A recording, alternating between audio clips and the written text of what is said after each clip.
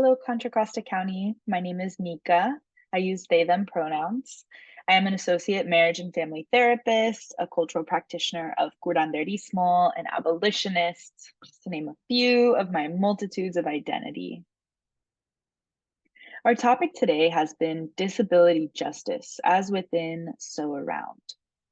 The information I've provided is through lived experience, clinical experience, and research. So please at this moment, pause the video and take a moment to center yourself through your breath, whatever breathwork practices you have, or just taking a few deep breaths, and ensure that you're in a safe place to engage in this material, both externally and internally. The topic is disability justice. What is that? Disability justice is a political frame or model of accessibility towards peace and inclusion. It really is a cross-movement solidarity model, which means it's intersectional. It includes people of all genders, all race, all class status, all neurotype. It is about ability. So it is centering the different types of ability that different bodies have. Today, we talked about different nuances in the disability justice model, which you can access in the slide deck. And we brought in Somatic. So what is Somatics? This is an intentional body-based tool for healing.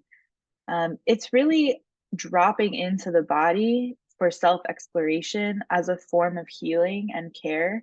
And it's not just for yourself. It actually does extend to a collective care model, in the sense that when you create space in yourself for connection, it translates to the external world as well. People feel safe in your presence. This is a sort of reduced understanding, but for the sake of this video, when we apply somatics to disability justice, so this means dropping into the body to connect and contact to the topic of disability, which is huge.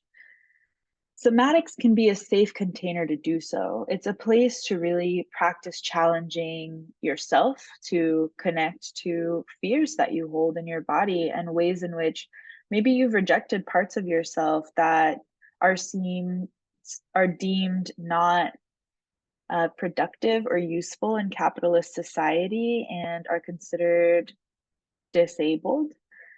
So there's so many ways to drop into this topic as we explored today. One way, just as like a key or a tool for when you're dropping in, things that can show up inside are shame, feelings, narratives, pain in your body that you might want to hide from, or hide from others for fear of rejection, that you may want to like push aside. It could show up somatically as agitation or a blocked feeling. And really, the exploration of this fear in itself is a transformative practice. So it's a place where you really learn to listen. And some containers to safely engage in this is individual therapy or intentional group spaces.